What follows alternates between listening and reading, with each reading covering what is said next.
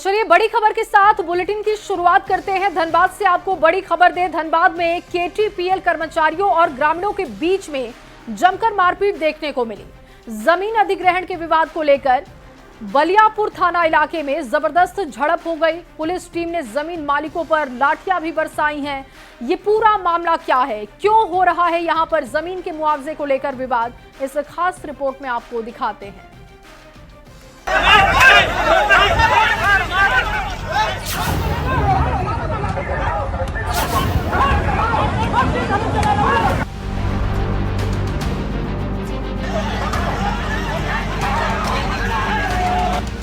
लाठीचार्ज, मारपीट और झड़प की ये तस्वीरें रोंगटे खड़े कर देने वाली हैं। पुलिस किसी पर लाठियां चटका रही है तो किसी पर डंडे बरसा रही है।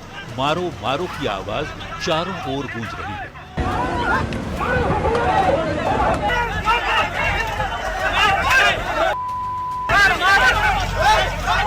पुलिस से झड़प की ये तस्वीरें धनबाद के बलियापुर थाना इलाके से सामने आई हैं। सरसाकुड़ी आसन बनी मौजा में शुक्रवार को उस वक्त steel authority of India limited के केटीपीएल कर्मचारी और रैयती ग्रामीणों के बीच झड़प हो गई। जब रैयती जमीन पर डोजरिंग का काम शुरू हुआ, दर्जनों गांव वाले विरोध में उतर आए और जमीन को समतल करने से रोकने लगे। आरोप लगाया कि बिना मुआवजे दिए जमीन हड़प ली गई। सेल जमीन लिया तो उसका मुआवजा नहीं मिला आपको? ना, कुछ ना। क्या बोला प्रशासन? कुछ ना, धमकी देके को बोले, सबको बोल चुके हैं हम लोग सर, ठीक ना हम लोग को मुआवजा मिला है ना कुछ, हम लोग को नोटिस मिला है ना कुछ मिला है, जबरदस्ती अधिग्रहण कर रहा है। दरअसल सेल के टासरा परियोजना के विस्थापितों के पुनर्वास के लिए प्रशासन ने 41 एकड़ भूमि का अधिग्रहण किया है। इसी जमीन पर डोजरिंग का काम किया जा रहा था। गांव वालों ने आक्रोश जताया। तीखी बहस के बाद मामला इतना बढ़ गया कि केटीपीएल के कर्मचारियों के साथ झड़प हो गई। मामला शांत कराने पहुंची पुलिस टीम ने ग्रामीणों को खदेड़ने के लिए लाठियां भांजनी शुरू कर दी। सारी प्रक्रिया को फॉलो किया गया है। 369 में लगभग 350 रैयतों ने पैसा भी ले लिया। उनकी सहमति भी है, ये भी सहयोग कर रहे हैं वो कि आप काम करिए। 15-20 रैयत ऐसे हैं जिनके कुछ ग्रीवांसेस हैं, जैसे किन्हीं का आपसी डिस्प्यूट चल रहा है भाई भाई का। लाठीचार्ज की घटना से गांव वाले बेहद आक्रोशित हैं। गांव वालों की मांग है कि जब तक उचित मुआवजा और पुनर्वास का भरोसा नहीं दिया जाता, तब तक डोजरिंग के काम को तत्काल रोका जाए। ऐसे में देखना होगा कि प्रशासनिक टीम ग्रामीणों की मांग पर आगे क्या कदम उठाती है। धनबाद संवाददाता संजय गुप्ता के साथ ब्यूरो रिपोर्ट। और अब बात कैबिनेट के फैसले की करते हैं। सीएम हेमंत सोरेन की अध्यक्षता में झारखंड कैबिनेट की मीटिंग हुई। इसमें कुल 27 प्रस्तावों पर मंजूरी मिली है और इसमें सबसे महत्वपूर्ण रहा 1 अगस्त से लेकर 8 अगस्त तक झारखंड विधानसभा का मॉनसून सत्र बुलाने को मंजूरी दी जा चुकी है। इस मॉनसून सत्र में कुल 5 कार्य दिवस होंगे और इसी के साथ कर्मचारियों के महंगाई भत्ता दर में वृद्धि कर दी गई है। अब महंगाई भत्ता 246% से बढ़कर 252% हो चुका है। कैबिनेट ने कुल 465 प्रखंड शिक्षा प्राधिकारी अवर शिक्षा सेवा का पद सृजित करने पर भी अपनी मुहर लगाई है। झारखंड विधानसभा का तृतीय मानसून सत्र 1/8/2025 से 7/8/2025 तक आहूत किए जाने तथा संबंधी औपबंधिक कार्यक्रम पर मंत्रिपरिषद की स्वीकृति। प्रस्ताव संख्या 19-20-21 वित्त विभाग से महंगाई भत्ता की दरों में अभिवृद्धि के संबंध में है। 1/1/2025 से 246% से बढ़ाकर 252% के रूप में स्वीकृत किया गया। और अब बात मैया सम्मान योजना की होगी। देखिए, जमशेदपुर में आधार योजना के बाद मैया सम्मान योजना में फिर बड़े फर्जीवाड़े का आरोप लगा है। 172 ऐसी महिलाएं योजना का लाभ उठा रही हैं जो ना तो झारखंड की रहने वाली हैं और ना ही उनका झारखंड से कोई नाता है। फर्जी दस्तावेज के जरिए हो रहे स्कैम से कई गंभीर सवाल उठ रहे हैं। ये पूरी खबर आपको इस रिपोर्ट में दिखाते हैं। मैया सम्मान योजना में बड़ा फर्जीवाड़ा। बिहार बंगाल की महिलाएं उठा रही योजना का लाभ। फर्जी दस्तावेज, फर्जी पता, कौन जिम्मेदार? लापरवाही या बड़ी साजिश?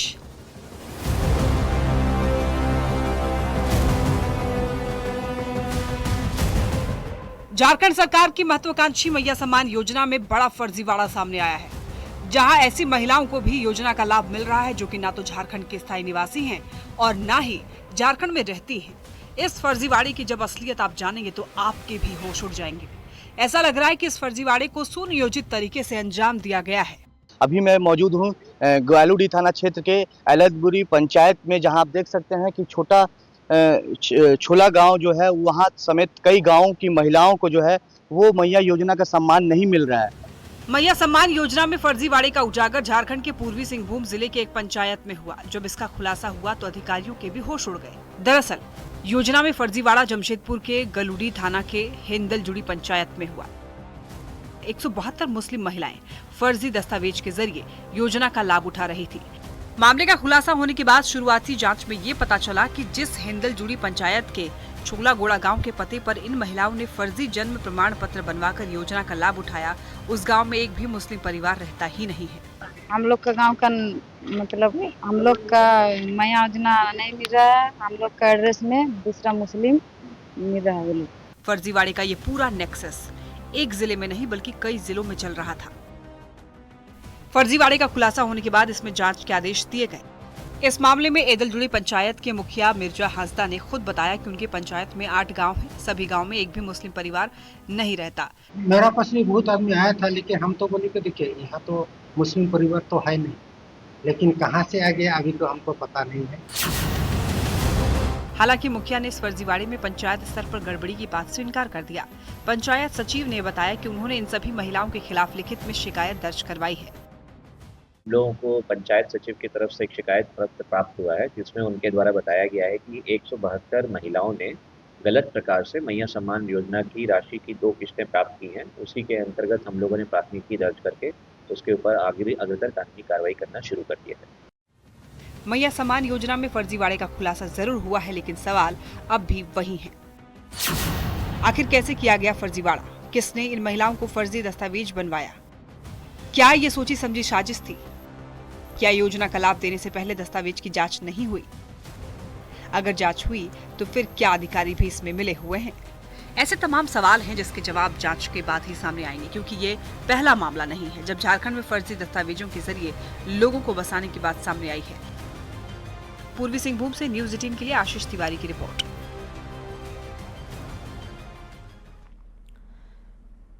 और चलिए बढ़ते हैं अगली खबर की ओर। हमेशा सुर्खियों में रहने वाले युवा विधायक जयराम महतो अब एक नए विवाद में घिर चुके हैं। झारखंड लोकतांत्रिक क्रांतिकारी मोर्चा के संस्थापक और डुमरी विधायक जयराम महतो पर गुंडई, छिनतई और मारपीट के गंभीर आरोप लग गए।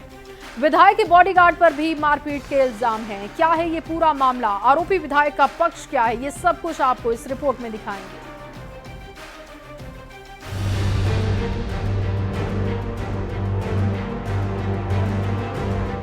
ये हैं झारखंड लोकतांत्रिक क्रांतिकारी मोर्चा के संस्थापक और डुमरी से विधायक जयराम महतो। पिछले साल 2024 में झारखंड विधानसभा चुनाव के परिणाम सामने आने के बाद जो युवा चेहरा सबसे ज्यादा चर्चा में रहा, वो अब विवादों में आ गया है। अपने संघर्ष के लिए जाने जाने वाले जेएलकेएम विधायक जयराम महतो पर गुंडई, छिनतई और मारपीट का गंभीर आरोप लगा है। जो है जयराम महतो खुद हमको लेफ्ट साइड में मारा कस के। उसके बाद जब मारा तो हम जो है उसके बाद उसके जितने बॉडीगार्ड लोग हैं और उसके समर्थक लोग हम पर सब टूट पड़ा। सीसीएल कर्मी कैलाश महतो ने बाकायदा नावाडीह थाने में जेएलकेएम विधायक जयराम महतो और बॉडीगार्ड के खिलाफ शिकायत दर्ज कराई है। पुलिस को बताया है कि बुधवार की रात गुंजरडीह मोड़ के पास गाड़ी खराब हो गई थी। रास्ते से विधायक जयराम महतो गुजर रहे थे।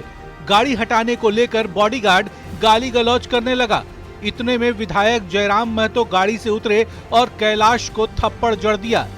हालांकि एमएलए जयराम महतो इन आरोपों को निराधार ठहरा रहे हैं। कुछ निकाल लेंगे, अगर आप अपना लहू भी बहा देंगे किसी भलाई के काम के लिए तो उसमें वो अपना खोज निकाल लेंगे, इसलिए विरोधियों की परवाह नहीं करना हमें।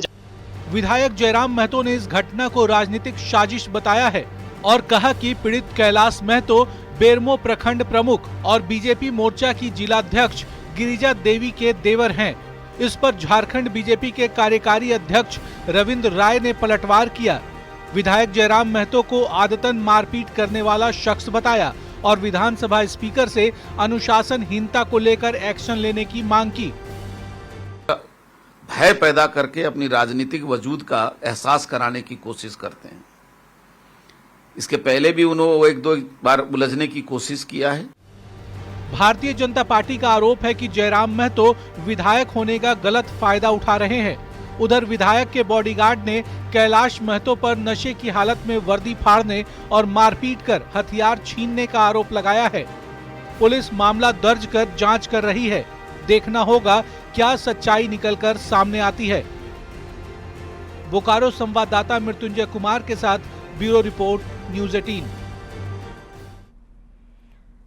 और अब खबर चतरा से, जहां चतरा में दुष्कर्म के आरोपी की गिरफ्तारी की मांग को लेकर अखिल भारतीय भूया समाज कल्याण समिति के तरफ से जोरदार प्रदर्शन किया गया। प्रदर्शन प्रखंड कार्यालय से शुरू होकर केसरी चौक होते हुए डीसी ऑफिस पहुंचा। प्रदर्शनकारियों ने डीसी ऑफिस का घेराव कर जिला प्रशासन के खिलाफ नारेबाजी की, जिसकी तस्वीरें आपके सामने हैं। आरोप है कि गोढ़ाई पंचायत के वर्तमान मुखिया ने आवास योजना का लाभ दिलाने के बहाने एक महिला के साथ दुष्कर्म किया। सदर थाने में प्राथमिकी भी दर्ज कराई गई है, लेकिन अब तक आरोपियों की गिरफ्तारी नहीं हो सकी। भूया समाज के लोगों ने प्रशासनिक लापरवाही बताकर दोषियों पर सख्त कार्रवाई की मांग की है और एक्शन नहीं होने पर बड़े विरोध प्रदर्शन का अल्टीमेटम भी दिया। सोच लीजिएगा क्या करेंगे से दीदी वोट दीजिएगा। हाँ भैया तकनीक प्रणाम करिएगा तो अब जाएंगे ना तो कहिए कि देखिए भैया इससे वोट देंगे। लगातार प्रशासन से मांग कर रहे हैं कि उसकी गिरफ्तारी जल्द हो, और अगर गिरफ्तारी नहीं होता तो हम लोग इससे भी बड़ा आंदोलन करेंगे। हम लोग दोषी पे कार्रवाई के लिए मांग कर रहे हैं। जांच का विषय है और जांच थाना लेवल से जांच हो रही है। जांच के उपरांत अगर मामला सही पाया जाएगा तो हम लोग कठोर कार्रवाई करेंगे, क्योंकि कानून के नज़र में सब बराबर है और मान सम्मान सबका है। और फिलहाल इस बुलेटिन में बस इतना ही। आप बने रहिए न्यूज़ 18 बिहार झारखंड के साथ।